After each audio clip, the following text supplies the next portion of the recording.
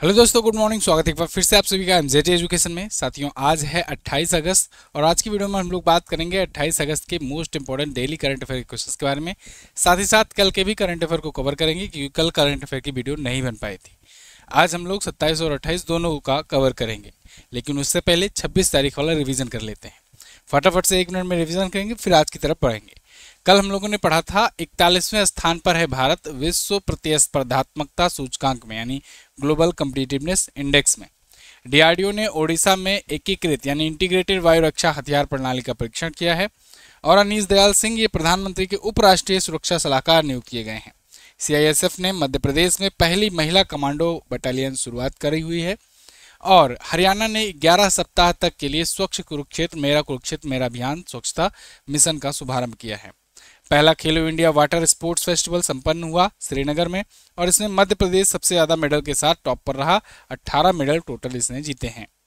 इसके अलावा भारतीय मुक्केबाजी महासंघ का अध्यक्ष अजय सिंह को लगातार तीसरी बार चुन लिया गया है। और भारतीय बल्लेबाज चेतेश्वर पुजारा ने क्रिकेट के सभी फॉर्मेट से संन्यास की घोषणा कर दी है। ओमान की खाड़ी में सस्टेनेबल पावर फन 1404 नाम से मिसाइल अभ्यास किया है ईरान ने ओमान की खाड़ी में। विश्व तीरंदाजी युवा चैंपियनशिप में ऐतिहासिक अंडर 21 और अंडर 18 का खिताब भारत ने जीत लिया है। ये टॉप 10 करंट अफेयर के क्वेश्चंस थे लास्ट डे के वीडियो से। आपने रिवीजन किया 1 मिनट में। अब हम लोग वन लाइनर के अलावा डिटेल से बात करेंगे। तो वन लाइनर रहा, अब डिटेल करंट अफेयर की बात करेंगे, लेकिन इसकी क्विज पीडीएफ आपको एमजेटी ऐप पर और टेलीग्राम चैनल पर मिल जाएगी। लिंक डिस्क्रिप्शन में दिया गया है। आप टेलीग्राम पर भी पीडीएफ डाउनलोड कर सकते हो डेली 9 PM पर। ठीक है, शुरू करते हैं। आज का पहला क्वेश्चन, अमेरिका द्वारा किस तारीख से भारत पर 25% एक्स्ट्रा यूएस टैरिफ लागू हुआ? जो अमेरिका का जो 25% का एक्स्ट्रा टैरिफ लागू करने की बात की गई थी 27 अगस्त से, वो अब लागू हो चुका है। तो यानी 27 अगस्त 2025 से भारत पर 50% टैरिफ लगेगा। भारत का जो भी गुड्स अमेरिका में बिकने जाएगा उस पर 50% का टैरिफ लगेगा। मैंने इस पर आपको वीडियो दी हुई थी कल, आपने अगर नहीं देखा तो जाकर के देखिएगा। काफ़ी डिटेल में इसमें एनालिसिस किया गया है इंडिया और यूएस के ट्रेड को लेकर के। हर एक चीज़ मैंने आपको इसमें बताया है, कितना माल जाता है वहाँ पर बिकने, कितना आता है यहाँ पर, किस किस सेक्टर पर इफेक्ट आएगा इस टैरिफ का, कौन कौन से सेक्टर प्रभावित होंगे, क्या क्या दिक्कतें आने वाली हैं इंडिया को, आगे चल करके इंडिया कैसे अपने आप को रिवाइव करेगा, ये सब मैंने आपको इसमें बताया हुआ है। तो आप जाकर के जरूर देखना। खैर, मोटा मोटा हम लोग कुछ फैक्ट जान लेते हैं। देखिए, 6 अगस्त को 25% टैरिफ लगाने की बात की गई थी। 7 अगस्त को लगना था 25% टैरिफ, ठीक है, लेकिन उससे एक दिन पहले ही ये भी कह दिया गया कि हम 25% और लगाएंगे। तो टोटल 25-25 मिलकर के 50% हो गया। ठीक है, अतिरिक्त ये 25% था। भारत और अमेरिका के बीच 11 लाख करोड़ का व्यापार होता है, जिसमें भारत 7.59 लाख करोड़ का सामान बेचता है, जबकि 3.41 लाख करोड़ का सामान खरीदता है यूएस से। टोटल भारत जितना भी एक्सपोर्ट कर रहा होता है दुनिया में, उसमें 18% अकेले अमेरिका को एक्सपोर्ट कर रहा होता है। भारत सबसे ज़्यादा निर्यात करता है अमेरिका में अपना, और ऐसे में जब 50% टैरिफ लग गया टोटल, तो बहुत ज़्यादा इफेक्ट देखने को मिलेगा। ठीक है, अच्छा, एक चीज़ कन्फ्यूजन मैं आपको क्लियर कर दूं, यहाँ पर ये अतिरिक्त 25% ध्यान रखना, ठीक है ना। 50% टोटल नहीं लिखा गया है कहीं पर, चलो लिखवा दूंगा। अब टोटल हो जाएगा 50%। मैंने आपको इस वीडियो में डिटेल में बताया ही था। चलिए अगला क्वेश्चन देखते हैं। अच्छा, एक और जरूरी बात साथियों, टेक्स्ट बुक का ग्रैंड उत्सव सेल स्टार्ट हो चुका है 29 से 31 अगस्त तक। इसके तहत आपको आज क्योंकि स्टार्ट होगा आज रात से मिडनाइट से 29 अगस्त से, तो अगर आप 12 बजे रात से 1 बजे सुबह के बीच में लेते हैं, 12 से 1 सुबह में 29 अगस्त को, तो आपको 1 साल तक के पास प्रो लेने पर 12 महीने तक का कुछ भी आपको मिल सकता है एक्स्ट्रा वैलिडिटी। मतलब हो सकता है 4 महीने की एक्स्ट्रा वैलिडिटी मिल जाए, हो सकता है 6 महीने की मिल जाए, हो सकता है 8 महीने की एक्स्ट्रा वैलिडिटी मिल जाए। तो 12 महीने तक की एक्स्ट्रा वैलिडिटी मिल सकती है 1 साल के पास प्रो लेने पर। और प्राइस भी बहुत ज़्यादा डाउन हुआ है। तो आप लोग कहते रहते हो ना कि ऑफर कब आएगा, ऑफर कब आएगा। ऑफर आ गया है, मात्र 351 में आप MZT कूपन कोड यूज़ करोगे तभी आपको मिलेगा। ठीक है, तो एक्स्ट्रा वैलिडिटी भी मिल रही है और 351 में वो भी मिल रहा है पास प्रो भी। तो आप लिंक डिस्क्रिप्शन में दिया गया है, जा करके ले लीजिए। हाल ही में आयोजित 134वां डूरंड कप 2025 का खिताब किसने जीता है? तो डूरंड कप आप जानते हो एशिया का सबसे पुराना फुटबॉल टूर्नामेंट है। 134वां संस्करण इसका संपन्न हुआ। इस बार इसको जीत लिया है north east United football club ने। किसने? North east United football club ने जीत लिया है Durand cup. Durand cup Bharat में होता है, बहुत ही फेमस होता है। मतलब आप समझो कि ये इसमें 134वां संस्करण से ही आपको लग जाएगा कितना ज़्यादा पॉपुलर है। भारत में अगर फुटबॉल को थोड़ा बहुत कोई जिंदा रखा है वो यही डूरंड कप ही है जो थोड़ा बहुत जिंदा रखा है। खैर वैसे तो रैंकिंग में तो बहुत हालत खराब ही है भारत की वर्ल्ड फुटबॉल में। 23 अगस्त से को विवेकानंद युवा भारती क्रीडांगन कोलकाता में इसका फाइनल हुआ। डायमंड हार्बर फुटबॉल क्लब को हराया फाइनल में 6-1 से north east United football club ने। इम्फाल, कोकराझार, कोलकाता, शिलांग और जमशेदपुर में सभी मैच मिलाकर के आयोजित किए गए। अलाउद्दीन अजराय ने 8 गोल के साथ टूर्नामेंट में शेष स्कोर किया है। अगला, बाराबाडोस में आयोजित होने वाले 68वें राष्ट्रमंडल संसदीय सम्मेलन में भारतीय संसदीय प्रतिनिधि मंडल का नेतृत्व कौन करेगा? तो इसका प्रतिनिधित्व किया ओम बिरला जी ने। ओम बिरला कौन है भाई? ओम बिरला हैं भारत में लोकसभा के स्पीकर, लोकसभा के अध्यक्ष कह सकते हो। लोकसभा अध्यक्ष हैं भारत के, है ना। लोकसभा क्या है? आम या निम्न सदन है भारत का, भारतीय संसद का।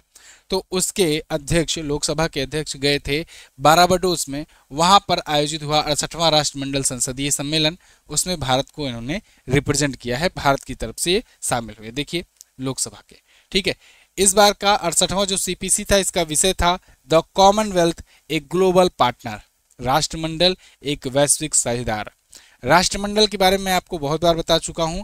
ये उन देशों का एक समूह है, संगठन है, जहां पर कभी न कभी ब्रिटिश शासन रहा करता था या कहीं ब्रिटिश की कॉलोनी थी। तो ब्रिटिश की जितनी भी कॉलोनियां थी उनको लेकर के एक राष्ट्रमंडल बनाया गया था। और उसके बाद से ही कॉमनवेल्थ गेम भी आप सुनते हो, कॉमनवेल्थ गेम होता है, कॉमनवेल्थ के संसदीय सम्मेलन होते हैं और भी इवेंट्स होते हैं। और एक और चीज़ मैं आपको बताता हूँ इससे रिलेटेड कि यहाँ पर इन देशों में एम्बेसी नहीं होती है, मतलब दूतावास नहीं होता है, उच्चायोग होता है, ठीक है, कमिश्नरेट होता है, ये भी ध्यान रखना। तो सीपीसी जो है सीपीए की 180 शाखाओं के सांसदों के सबसे बड़े सम्मेलनों में से एक माना जाता है, जो लोकतंत्र और शासन पर संवाद को बढ़ावा देने के लिए होता है। तो इस बार ये हुआ अभी बाराबाडोस में, बाराबाडोस के ब्रिज टाउन में। अच्छा, कब से शुरू हुआ है? 1911 से। ठीक, अगला, हाल ही में भारत ने किस देश के साथ स्वच्छ ऊर्जा साझेदारी को और गहरा किया?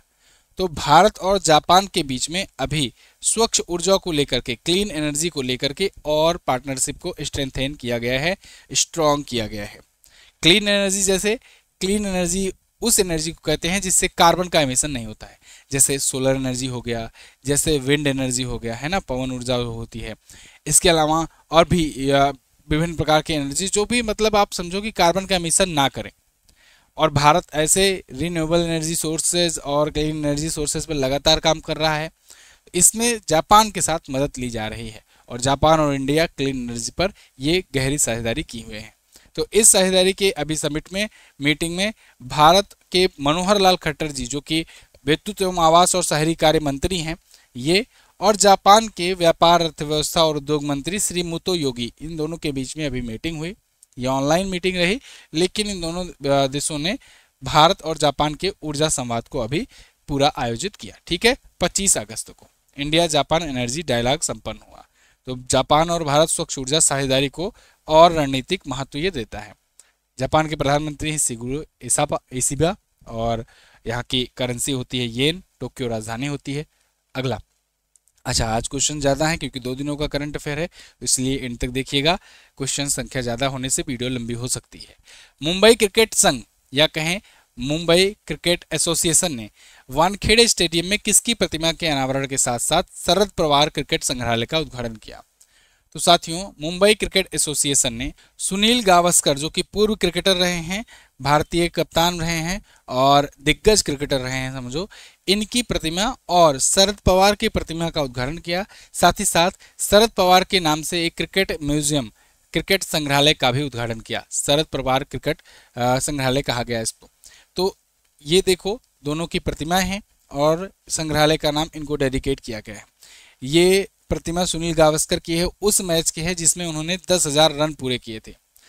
10,000 रन उस टाइम पर समझो ये पूरा करने वाले पहले थे, लिटिल मास्टर। है ना, सनी के नाम से भी इन्हें जाना जाता है। तो सुनील गावस्कर इनका गेट पर ही स्टैचू है। इसके बाद फिर शरद पवार का भी स्टैचू है। अब आप कहोगे शरद पवार कौन? वही जो महाराष्ट्र में नेता हैं, हाँ बिल्कुल वही। वो एमसीए के अध्यक्ष भी रह चुके हैं, वो बीसीसीआई के भी अध्यक्ष रह चुके हैं।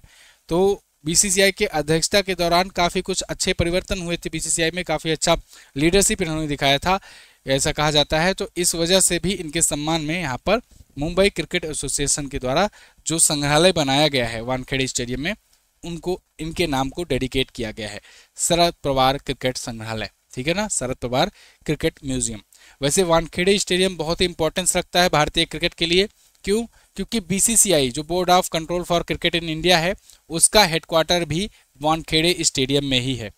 बीसीसीआई का हेडक्वार्टर पूछा जाएगा कहाँ पर है, तो नई दिल्ली मत बता देना, मुंबई के वानखेड़े स्टेडियम में, ठीक है। बीसीसीआई के वर्तमान में अध्यक्ष कौन है? तो रोजर बिन्नी है, ये भी नाम याद रखना। अगला क्वेश्चन, अगस्त 2025 में न्यू डेवलपमेंट बैंक ने किसको अपना उपाध्यक्ष और मुख्य जोखिम अधिकारी चीफ रिस्क ऑफिसर नियुक्त किया? उपाध्यक्ष और चीफ रिस्क ऑफिसर ये नियुक्त किया गया है अभी डॉक्टर राजीव रंजन को। डॉक्टर राजीव रंजन ये भारत को भी रिस्क से बचा चुके हैं, अब न्यू डेवलपमेंट बैंक यानी एनडीबी को भी रिस्क से बचाएंगे। ये भारत में आरबीआई के एमपीसी कमेटी के अध्यक्ष सदस्य रह चुके हैं, अध्यक्ष नहीं, अध्यक्ष तो आरबीआई गवर्नर होता है। एमपीसी यानी मॉनेटरी पॉलिसी कमेटी, अक्सर इसके बारे में मैं चर्चा करता रहता हूँ जब भी कोई मॉनेटरी रेट्स घटते बढ़ते हैं। तो एमपीसी के ये सदस्य रह चुके हैं। एमपीसी के सदस्य में आरबीआई के 3 और गवर्नमेंट के 3 रहते हैं, बताया ना मैंने। तो आरबीआई में ये काम करते थे, काफ़ी अच्छा खासा एक्सपीरियंस था। एमपीसी के कई बार ये सदस्य भी रह चुके हैं। इनको अभी न्यू डेवलपमेंट बैंक में उपाध्यक्ष नियुक्त किया गया है। न्यू डेवलपमेंट बैंक क्या है? न्यू डेवलपमेंट बैंक ब्रिक्स का बैंक है। ब्रिक्स आप सुनते हो ना, ब्रिक्स कंट्रीज। तो ब्रिक्स कंट्रीज के द्वारा एक बैंक खोला गया जिसे न्यू डेवलपमेंट बैंक नाम दिया गया। उसी न्यू डेवलपमेंट बैंक में डॉक्टर राजीव रंजन को उपाध्यक्ष और मुख्य जोखिम अधिकारी नियुक्त किया गया है 5 वर्षों के लिए। न्यू डेवलपमेंट बैंक का हेडक्वार्टर संघाई चाइना में है और इसके अध्यक्ष पूछा जाए, चूंकि ये तो उपाध्यक्ष हैं, अध्यक्ष पूछा जाए तो दिल्मा राउसेफ बात आएंगे आप, दिल्मा राउसेफ, ठीक। अगला, हाल ही में जारी आईएमडी स्मार्ट सिटी इंडेक्स में कौन सा शहर शीर्ष पर है? आईएमडी द्वारा स्मार्ट सिटी का इंडेक्स जारी किया गया कि दुनिया में सबसे स्मार्ट सिटी कौन कौन सी है और भारत में कौन कौन सी हैं, दोनों जानेंगे हम लोग। तो दुनिया में अगर सबसे पहले बात करें कि सबसे स्मार्ट सिटी कौन निकल करके आई, तो वो है ज्यूरिख। ज्यूरिख आप जानते हो स्विट्जरलैंड में है और ये सबसे स्मार्टेस्ट सिटी बताई गई है आईएमडी की इस रैंकिंग में। दूसरे पर ओस्लो बताया गया है, तीसरे पर जिनेवा है। अगर भारत में टॉप 3 शहरों की बात करें तो भारत में सबसे स्मार्ट सिटी दिल्ली को बताया गया है, दूसरे पर मुंबई है, तीसरे पर हैदराबाद है। इसमें टोटल 146 शहर शामिल किए गए हैं। 6ठा संस्करण था इस बार आईएमडी के स्मार्ट सिटी इंडेक्स का, ठीक है। इसमें बहुत सारी चीज़ें देखी गई, हेल्थ, गतिशीलता, मोबिलिटी, गतिविधियां, अवसरों और शासन के आधार पर वैश्विक शहरों की रैंकिंग की गई है इसमें। अगला, हाल ही में आयोजित अंडर 20 विश्व कुश्ती चैंपियनशिप 2025 में भारत ने कुल कितने स्वर्ण पदक जीते? विश्व कुश्ती चैंपियनशिप हुआ और इसमें भारत के आए मात्र 2 गोल्ड आए हैं, ध्यान रखना। यहाँ गोल्ड पूछा गया है, कितने स्वर्ण पदक जीते ये पूछा गया है। तो टोटल 2 गोल्ड आए हैं विश्व कुश्ती चैंपियनशिप 2025 में। समा को बुल्गारिया में आयोजित किया गया, बहुत इंपॉर्टेंट क्वेश्चन है ये। अंडर 20 का विश्व कुश्ती चैंपियनशिप, भारत ने टोटल 9 पदक जीते जिसमें 2 गोल्ड था, 4 सिल्वर था और 3 ब्रॉन्ज था। 2 गोल्ड जीता तो है भारत ने, लेकिन 2 गोल्ड किसने किसने जीता है ये पूछा जा सकता है। तो काजल ने जीता है महिला की 72 किलोग्राम कैटेगरी में और तपस्या गहलावत ने जीता है महिलाओं की 57 किलोग्राम की कैटेगरी में। तपस्या गहलावत ने पहला गोल्ड जीता था। अगर ऐसा भी क्वेश्चन पूछा जाएगा कि भारत के लिए पहला गोल्ड किसने जीता इसमें, तो पहला गोल्ड जीता तपस्या गहलावत ने, ठीक है ना। टोटल 2 ही गोल्ड आए। 2024 में 7 मेडल थे, इस बार थोड़ा सा बेटर पोजीशन पर हम लोग, 9 मेडल आए हैं इस बार। अगला, हाल ही में ओपन एआई ने 2025 में भारत में कहां पर अपना पहला कार्यालय खोलने की घोषणा की? ओपन एआई भारत में अपना पहला कार्यालय खोल रहा है। कहां पर खोल रहा है? इसने कहा है नई दिल्ली में खोलेंगे। ओपन एआई ये वही है जिसने चैट जीपीटी बनाया है, चैट जीपीटी एआई टूल जो है।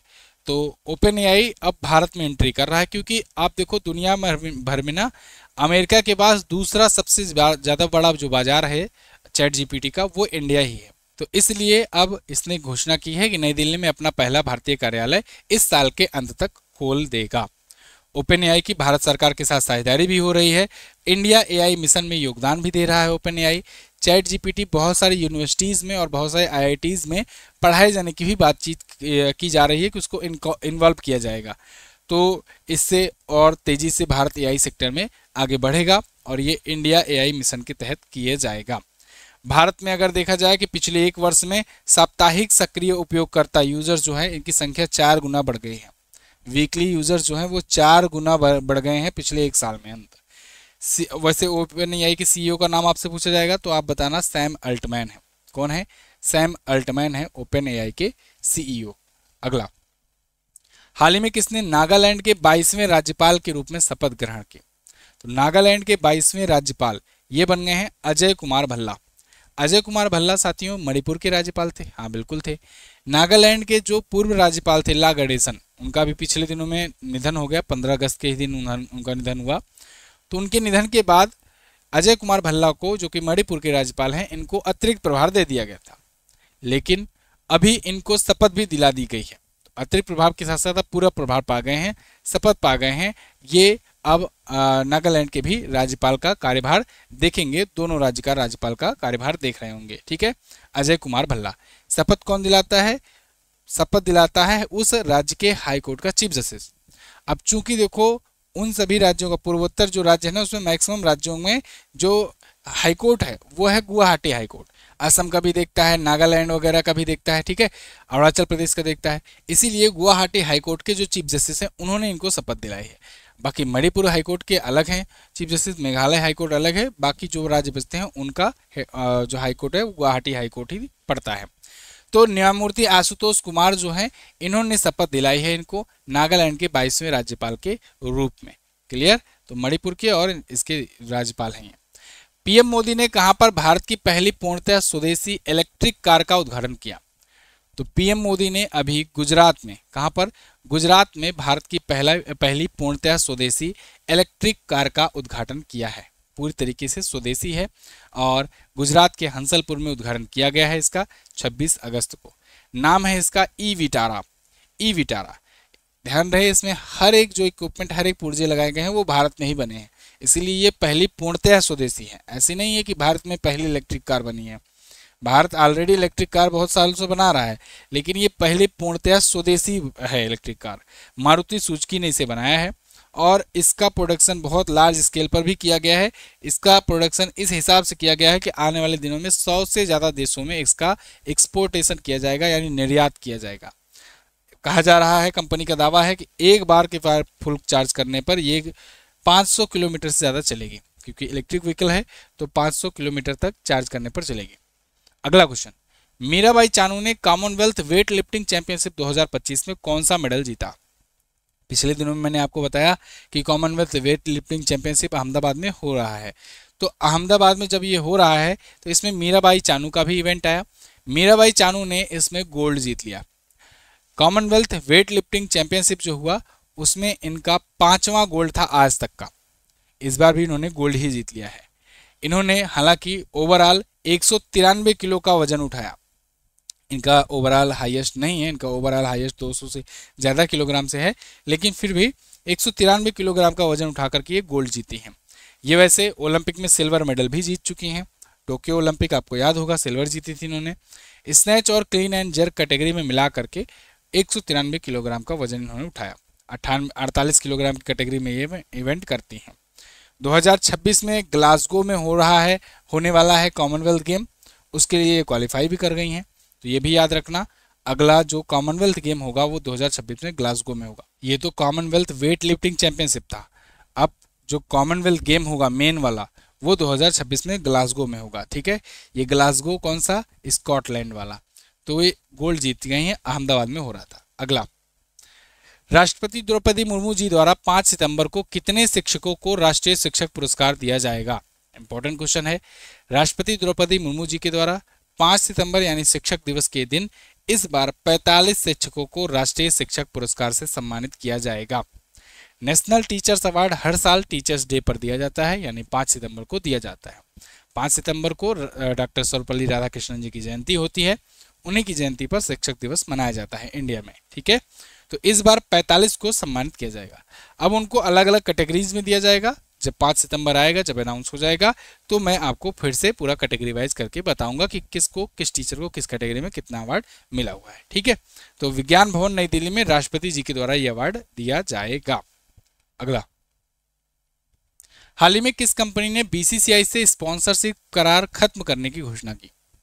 तो बीसीसीआई से सारे स्पॉन्सरशिप करार खत्म कर दिया है ड्रीम 11 ने, या कहें एक प्रकार से खत्म करना पड़ गया है। कारण यह है, आपको याद होगा कि पिछले दिनों में केंद्र सरकार ने एक बिल लाया, अभी जब मानसून सेशन चल रहा था तो लास्ट दिन केंद्र सरकार ने एक बिल पेश किया, और उस बिल के अनुसार जितने भी money based online betting games या ऑनलाइन गेमिंग कंपनियां थी, उन सबको बैन कर दिया गया। उनको बैन करने के लिए और भारत में ऑनलाइन गेमिंग जो मनी बेस्ड हैं, रियल मनी बेस्ड है, उनको बंद करने के लिए ये बिल लाया गया था। और इसी बिल के तहत अब ड्रीम 11 पर खतरा मंडराने लगा। तो ड्रीम 11 अपना प्रॉफिट वगैरह सब कुछ बचाने के लिए बीसीसीआई से कहा कि हम अपनी स्पॉन्सरशिप डील रद्द कर रहे हैं। कारण ये है कि ये हर साल बीसीसीआई को पैसे देता है, अच्छे खासे अमाउंट। मतलब आप समझो कि बीसीसीआई के साथ 358 करोड़ की डील हुई थी 3 साल के लिए।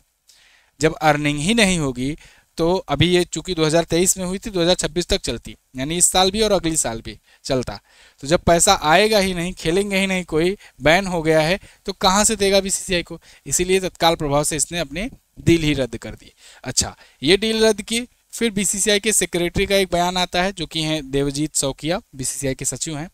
इनका एक बयान आता है कि अब भविष्य में हम ड्रीम 11 या फिर और भी किसी गेमिंग कंपनी के साथ कोई कॉन्ट्रैक्ट नहीं करेंगे, क्योंकि भारत सरकार जो बिल लाई है, इस बिल का इफेक्ट तो देखने को मिलेगा ही। खैर, ऑनलाइन जो गेमिंग बैन हुए थे, इस पर मैंने आपको वीडियो दी थी, आप उसको देख सकते हो और अच्छे से वो बिल आपको समझ में आ जाएगा कि क्या क्या रूल लाए गए थे। बाकी बीसीसीआई के बारे में मैंने आपको बताया ही है कि board of control for cricket in India Wankhede stadium में इसका हेडक्वार्टर है और इसके अध्यक्ष हैं रोजर बिन्नी। ठीक है, अगला क्वेश्चन, हाल ही में एफएसएसएआई का नया सीईओ किसे नियुक्त किया गया है? तो एफएसएसएआई के नए सीईओ नियुक्त कर दिए गए हैं कौन? रजित पुन्हानी। रजित पुन्हानी ये नियुक्त कर दिए गए एफएसएसएआई के नए चीफ। ठीक है, ये ब्यूरोक्रेट हैं, जल संसाधन, नदी विकास और गंगा संरक्षण विभाग में ये सचिव रह चुके हैं। और जो संसद टीवी होती है ना, 2023 में इनको संसद टीवी का सीईओ नियुक्त किया गया है। जो आप लोकसभा की और राज्यसभा की कार्रवाइयां देखते हो संसद टीवी पर, वो संसद टीवी के सीईओ थे, ये चीफ एग्जीक्यूटिव ऑफिसर। और अब इनको एफएससीआई का सीईओ नियुक्त कर दिया गया है, यानी food safety and standard authority of India का सीईओ नियुक्त कर दिया गया है। उससे भी पहले NTPC, power grid, energy efficiency, इन सब में भी ये काम कर चुके हैं। वैसे एफएससीआई का हेडक्वार्टर मुख्यालय नई दिल्ली में है, स्थापना 2008 में हुई थी। अगला क्वेश्चन, किस दिग्गज भारतीय ऑलराउंडर क्रिकेटर ने आईपीएल समेत भारतीय क्रिकेट से संन्यास लिया? तो साथियों, आर अश्विन ने, रविचंद्रन अश्विन ने भारत में आईपीएल से संन्यास ले लिया है। अंतर्राष्ट्रीय क्रिकेट से तो पहले ले लिए थे, आईपीएल से भी संन्यास ले लिए। अब ये आईपीएल से संन्यास लिए तो न्यूज क्यों बनी? न्यूज इसलिए बनी, इसमें एक बीसीसीआई का कॉन्ट्रैक्ट सबके सामने आया, जिसमें यह कहा गया है कि अगर आपको भारत में खेलना है, अगर आपको किसी और देश में खेलना है, किसी और देश की लीग में खेलना है, तो भारत में किसी भी चीज़ से आप नहीं खेल सकते हो, किसी भी लीग का हिस्सा, किसी भी टूर्नामेंट का हिस्सा आप नहीं हो सकते हो। यहाँ से हर जगह से संन्यास ले लो, तब आप जाओ विदेश की लीग खेलने। अब आर अश्विन की दिक्कत ये थी कि आईपीएल ही खेल तो रहे थे, बाकी सब जगह से तो रिटायर हो गए थे, आईपीएल खेल तो रहे थे, लेकिन इनको मौका नहीं मिल पा रहा था। मतलब ये खरीद तो लिए जाते थे, लेकिन इनको खेलने को पता लगता 14 मैच 15 मैच में कभी 2 मैच मिलता, कभी 5 मैच मिलता, ऐसे हो रहा था अभी पिछले कुछ सालों में। तो इन्होंने फैसला लिया, भाई खेलने को मिल नहीं रहा है, तो ऐसा करते हैं, यहाँ पर सभी जगहों से संन्यास ले लेते हैं और अब हम विदेशी लीग को ट्राई करते हैं। जैसे बहुत सारे विदेशी लीग भी होते हैं, कैरेबियन प्रीमियर लीग होता है ना, ठीक है, और बहुत सारे और होते हैं, जैसे आप ऑस्ट्रेलिया वगैरह में सुनते हो। तो इन लीग में अब खेलने के लिए जाएंगे, लेकिन इनको बीसीसीआई से सारे कॉन्ट्रैक्ट रद्द करने होंगे। तो अब इसीलिए इन्होंने हर प्रकार से भारत ने संन्यास ले लिया भारतीय क्रिकेट से और आईपीएल से भी। तो अगला लक्ष्य इनका है वैश्विक टी20 लीग में हिस्सा लेना। टोटल अगर आईपीएल में बात करें तो 2009 में इन्होंने डेब्यू किया था और 221 मैच खेले टोटल, 187 विकेट लिए, 833 रन बनाए इन्होंने। ये एक बेहतरीन ऑफ स्पिनर भी थे, ऑलराउंडर भी थे और एक बेहतरीन क्रिकेटिंग दिमाग भी कहा जाता था इनको। क्यों? क्योंकि साथियों ये बहुत सारे सुधार लाने के लिए भी जाने जाते हैं क्रिकेट में। क्रिकेट में बहुत सारे ऐसी गलतियां, बहुत सारी कमियों को इन्होंने उठाया जो आगे चल करके उसमें बदलाव किया गया। तो काफ़ी ये डीप रिसर्च करते थे, उसमें काफ़ी अच्छा समझ रखते थे क्रिकेट में। खैर आईपीएल की शुरुआत 2008 से हुई थी। तो ये थे दोनों के क्वेश्चंस और 27 और 28 का करंट अफेयर कवर हुआ। कल किसी कारण से वीडियो नहीं बन पाई थी और टेलीग्राम पर इसकी पीडीएफ आपको रात में 9 बजे भेज दी जाएगी, तो वहाँ से आप पीडीएफ डाउनलोड कर सकते हो। बाकी लास्ट डे के क्वेश्चंस की अगर बात करें, भारत का पहला पूर्णतः डिजिटल बैंकिंग वाला राज्य केरल है। भारत किस वर्ष पुलिस और अग्निशमन खेलों की मेजबानी करेगा?